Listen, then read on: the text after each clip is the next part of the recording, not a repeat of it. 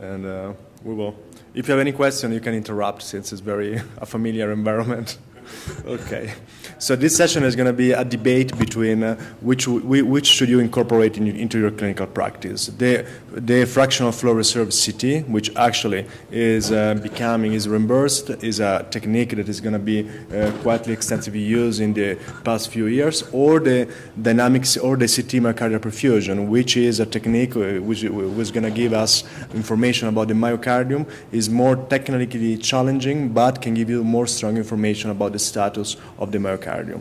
And at the end, you can decide who is the winner. I will do the case, I will support the case for CT MPI, and Dr. VanAssen will support the case for fractional flow reserve. This is going to be my disclosure. Again, for those of you who have already looked at the previous talk, there is some repetition since the topic is pretty similar. CTA is doing great, again, with all this evaluation and accurate morphological and functional depiction of the contraction. This is a case of acute myocardial infarction where we were doing, again, a coronary CTA with large prospective acquisition, 30-80% of the cardiac cycle. And as you can see, we were very well capturing the acute thrombosis of the LAD with the loss of contractility of the myocardium in the anterior wall and the apex. So beautifully matching the LAD territory.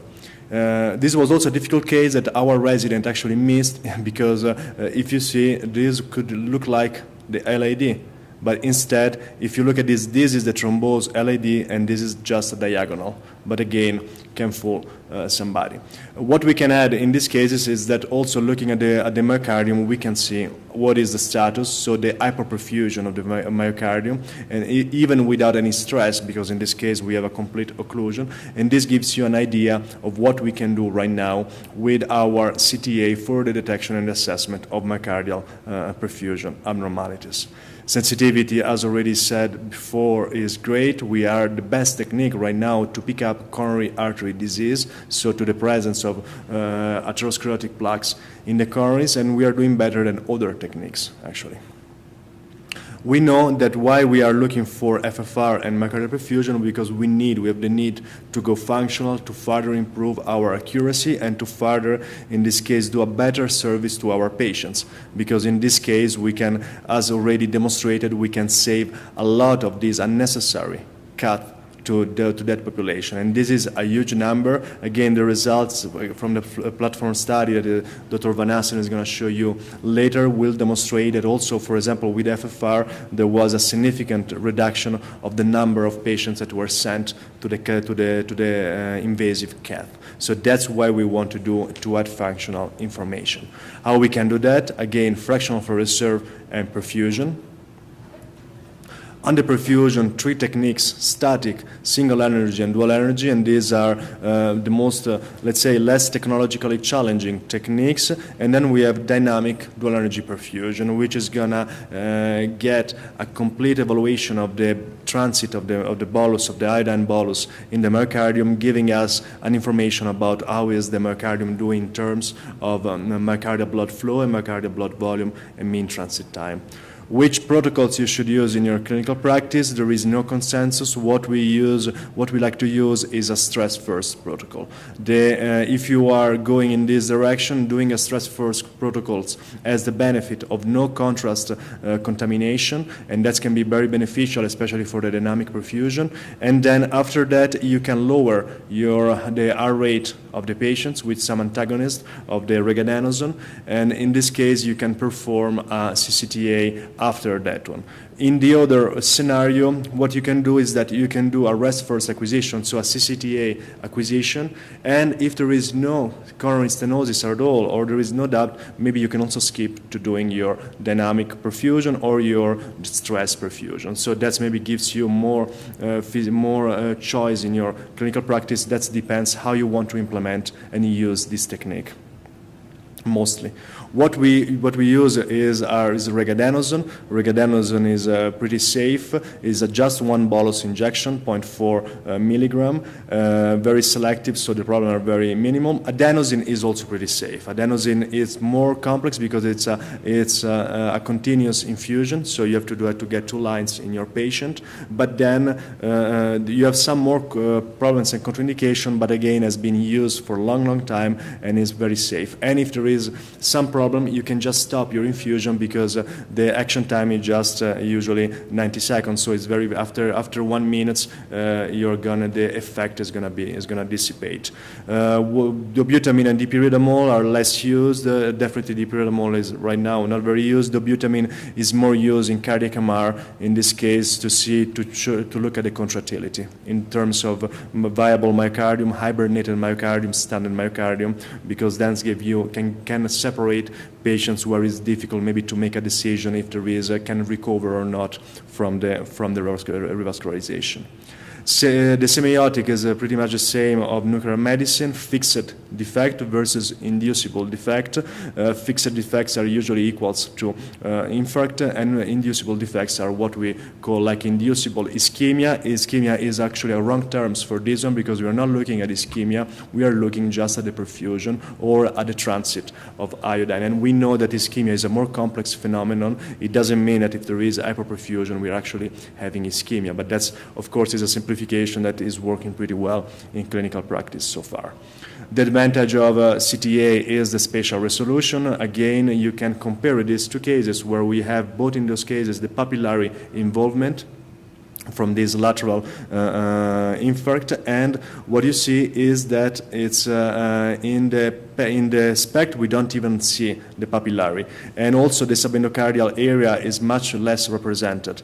In the MR we see pretty well, but we have more doubts about the papillary. In the CT perfusion is more clear what is the real extent of this ischemia infarct and the involvement on the papillary. We know from several studies, for example, that MR is superior to PET and SPECT for the detection of small subendocardial infarct, and even if there are no, thanks to the spatial resolution, and so we expect, even if there are not large multi-center trial, the same and even better result with CTA. Those were static evaluation. We can also perform dynamic CT perfusion. We inject the contrast bolus and we acquire for 60 seconds the transit of the iodine bolus, and in this case we can do a real quantitative assessment. This is an absolute quantitative assessment. We can look directly at the absolute mid-blood flow and mid-blood volume of the contrast, and this is very important because it's giving us, likely in these patients, these are patients with a cabbage and there is an occlusion of this lima graft going into the LAD, and you can see that there is this large area of ischemia. This was a patient with actually a new onset of pain, of chest pain. This was a new ischemia over a chronic myocardial infarct and was confirmed by the PET. Where we are going now is we are going to the quantification, likely we already said on the dual energy. What we can do is come up with threshold for the detection of ischemia, segmental, but also global ischemia, if we want to capture patients, for example, with 3-vessel disease. The beauty of this technique, again, given the spatial resolution and also the contrast resolution that we can get, is that we can capture also the microvascular abnormalities. So not only the stenosis, the flow-limiting stenosis of the epicardial circulation, we can capture the microvascular obstruction, the microvascular disturbance. This was a very elegant study that was done a few years ago, where we were doing in our checking our database and seeing what of these factors were having an influence on the results of our perfusion, and we were with this one confirming what was already been demonstrated with PET, especially that all these hypertension, hyperlipidemia, diabetes mellitus can decrease, of course, the perfusion of the myocardium, even if there is no ischemia and there are no, in this case, coronary artery abnormalities. we can also have an important prognostic value. In this case, we can, in this study, we were demonstrating that with increased number of segments involved by myocardial ischemia / infarct, the patients, of course, was doing worse. So the myocardial perfusion is also very important as a for the prognostication of these patients. And again, even for global assessment, there is a direct correlation between the amount of perfusion and the future MACE in this population. So what is actually the CT FFR, CT MPI result? CT FFR is a very useful technique and very utilized in clinical practice, but is an indirect measurement of the myocardial ischemia. If FFR is positive, doesn't mean there is ischemia. It's just a number we determine using the simulation, which can be fluidodynamic simulation or machine learning. With dynamic CT MPI, we are seeing the real myocardium. So we see for real what's going on in the myocardium, and we can provide a quantitative assessment. Also, CT MPI can detect not only stenotic-specific ischemia, but also microcirculatory impairment, as said. And with FFR, we cannot look at that. So with CT MPI, we're getting a direct assessment. We have done studies showing that is real in these patients with, for example, looking for MACE negative and positive. So if it's going to be a cardiovascular event, we were showing that the correlation was much more stronger with myocardial abnormalities versus FFR abnormalities, because again, FFR is an indirect measurement of the real myocardial abnormality. That is, we are instead visualizing really with our CT techniques. And these are other examples where we have FFR positive and myocardial perfusion negative, and vice versa. Fractional flow reserve negative and myocardial perfusion positive. So again, myocardial perfusion has been demonstrated to be a more robust assessment, to give a more robust assessment of the perfusion. In summary, the advantages of this technique are again one-stop shop acquisition, the comparison of coronaries and myocardium, and then a direct quantitative assessment of the myocardial perfusion, not only for ischemia. And again, we can do this in our CT room, in our house. We don't have to send our data outside. And we can include a large population of patients which are revascularized patients, so patients with CABG stent, which are right now not possible to be studied with a CT FFR. So this is an important population that we cannot evaluate functionally with fractional flow reserve, but we can get important information with perfusion. And again, we are independent from the CCTI quality because they're two separate acquisitions. So even if the image quality of the coronaries is not great, we know what's going on in the underlying myocardium. So again, that was for supporting the myocardial perfusion versus the FFR. And again, this has been a robust technique supporting and that's why we are supporting the clinical application and the prognostic value. And with this, when I leave the word to the challenger, to Dr. VanAssen, to support the FFR assessment. Thank you.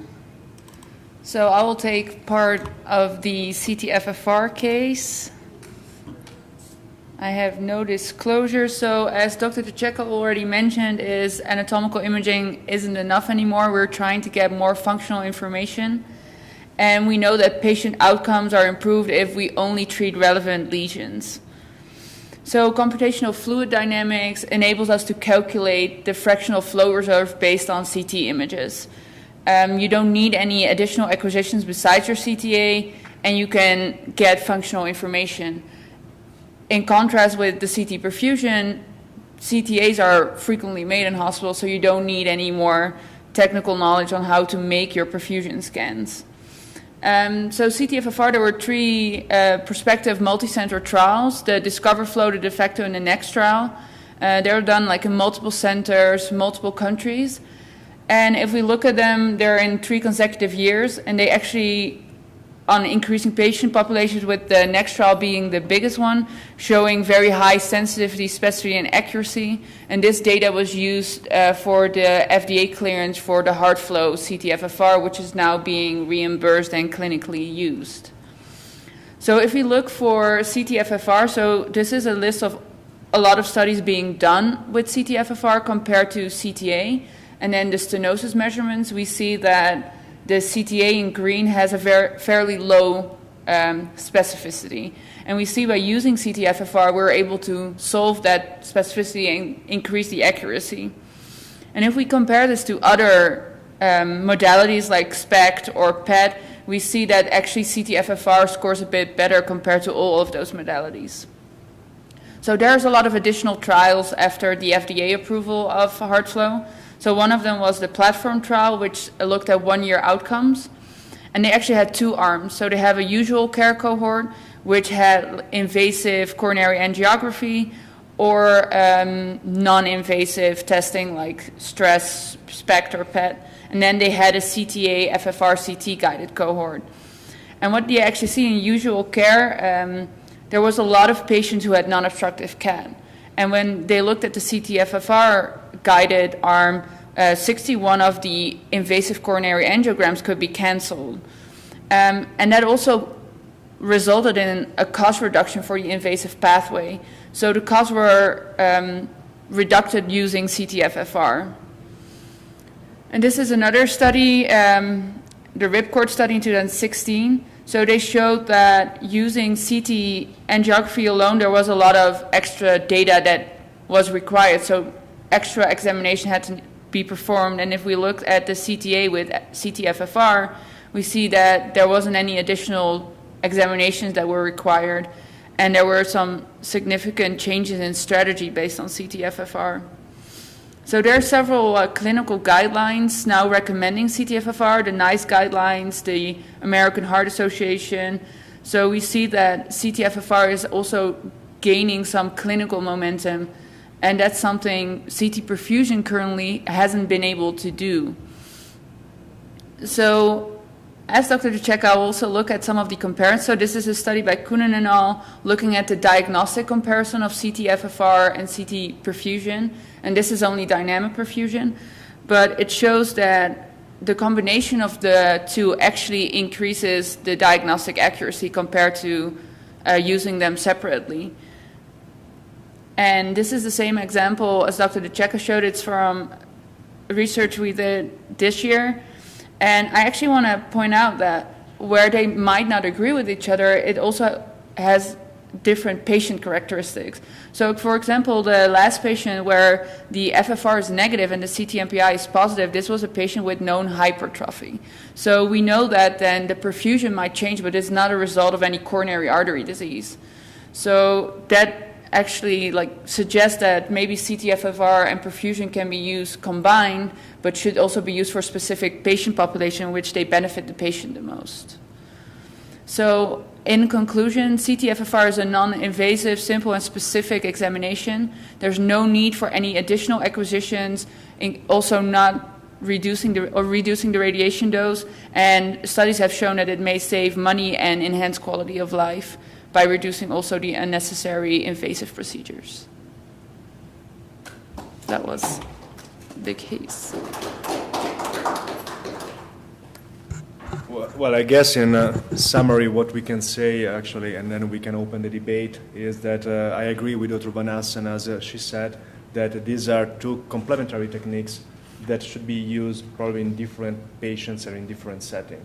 So if you're looking for patients for myocardial ischemia, or for patients with a stent, cabbage, or this kind of abnormalities, probably a myocardial perfusion approach can have the most benefit. If you are using more about screening, or in this case to general CCTA, and to evaluate which patient should go to the next step and to get, so in this case, an invasive assessment, FFR can be probably the best in this case application. Or you can also decide if you have the possibility to combine the two techniques, and in this case to extract the most information from your clinical, from your patients, and that's for the clinical decision. Do you agree? Yeah, I agree. I think especially for revascularization, CT-FFR is useful, but you don't get all the information about underlying diseases. Yeah. You do with perfusion. That's true. Is there any question or? Your comment on the reimbursement for myocardial perfusion and how that compares with the HeartFlow analysis, which is like $1,300. Yeah, well, right now there was been also cut off in the HeartFlow reimbursement, so that's going down. And also we should see what's going to happen, because maybe in the future we will have other solution also in-house for the FFR assessment. Say that for perfusion, there is no specific reimbursement right now, so in many settings, or either you don't get reimbursement, or if you can, if you're allowed in your practice, you can use the same code for SPECT perfusion or for nuclear stress imaging. But that's something that's very variable and really depends from the local, what's gonna happen locally. The reimbursement for CT FFR that you mentioned, the proposal is to drop it. Do you have an update on what actually is going to happen after the comments phase? Has there been any progress there? Sorry, I didn't hear you well because there was some noise. Okay, yeah. So the reduction in CT FFR reimbursement that you mentioned, that's a proposed reduction. There was a comment period that was open. That's closed, I think. Do we have any indication on what's going to happen? What I heard, but maybe I'm not sure if there's been in this case approved, is that it's going to be a reduction. Maybe Dr. Short next to you can have also more updated information. There's no official decision yet, so okay. the components will be reviewed. There's always good chances it's going to be scoped out. Yeah. What about implementation line? Can you guys speak to that? So like, we're going to do heart flow FFR. That's like, our techs can already do a coronary CTA, right? We've been doing that for a long time. It's like no change just to send that off to heart flow. But for the perfusion scan, that's like, I think logistically a lot harder at scan time. Do you guys, would you agree with that? Have you any comments on about, I mean, how just like how hard those exams are to do, and maybe the number of non-diagnostic perfusions versus FFR exams in your experience? Yeah, well, there is no direct comparison, although the perfusion is more challenging than FFR. So definitely it requires more experience. So you have to set up, let's say, like in this case, more like a lab, like we do for cardiac MR. So we need, usually we do that also with cardiologists together. And then you have nurses for the injection of the adenosine. You have to monitor, so and it takes more time. So definitely you're going to use usually your rooms for between 10 and 20 minutes, according to that. The rate of non-diagnostic perfusion, talking about the myocardial perfusion, is quite low because in the experience we're always getting the majority of cases diagnostic image quality, to my experience. But that's I think I want to add that. Although perfusion scans are more difficult to make because you have to stress adequately and you have to like time them right, that your CTA also has to be of really good quality to be able to do CT FFR on it. So it's not that every CTA just qualifies. They're very sensitive for motion artifacts because of the modeling that's behind it. So you also have to make sure that your CTAs are up to par. And actually, if in your department are you really doing cardiac stress, cardiac MR, means switching to stress cardiac CT is not that difficult. It's quite just applying the same technique. But it does create a significant anxiety and hassle factor on the CT scanner when we're used to, a 30-second acquisition. I think you have to admit that it's a big deal. No, it's a big deal, but it's like, again, I mean, it's like the other perfusion technique. If you get everybody trained on doing that, the anxiety is gone. Of course, if you're doing once in a while and you have techs that are not dedicated or doing that, of course, it's a lot of challenge, actually. Yeah. It seems to me the area of application for perfusion is really in those heavily calcified vessels that even with a good quality CT, we've seen variable experience with FFR. Yeah, that's but also like if you had somebody with a high core score, calcium score, then it might make sense to go ahead. That's absolutely, but also stent and cabbage. Yeah. Also in that situation. Right. It's also maybe interesting to look a little bit just beyond the United States. So I came back from Japan just a little while ago. They go crazy about CT perfusion. It's a clinically reimbursed test that they use it routinely. So it actually has a much stronger stronghold here than FFR-CT right now. Yeah, I think Asia in general is more advanced in the perfusion scans, and I think that also has something to do that they fit easier in the field of view of your scanner for perfusion scans. And less noise. And less noise, yeah.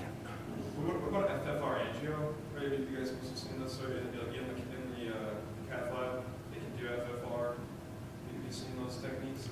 I know there's been like huge fundings for these startup companies doing that. Is that a product anywhere in the world? And how would that impact? You mean the IFR, with where they do the wave technology during cath?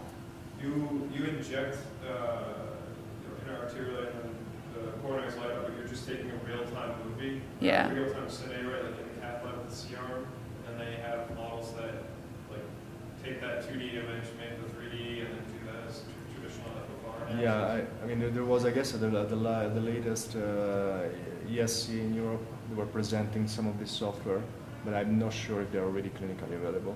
But definitely are for research and they're going to be a product probably soon. So I guess you could do your perfusion and CT, and then based on that, maybe send them there and still do that exam or not do that.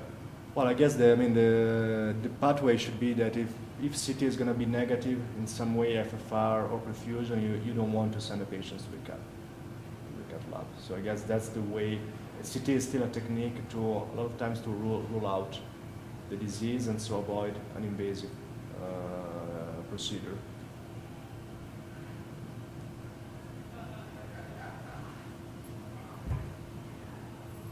Any other question? Well, I guess then we are pretty much in time, and that's the session. Thank you very much for your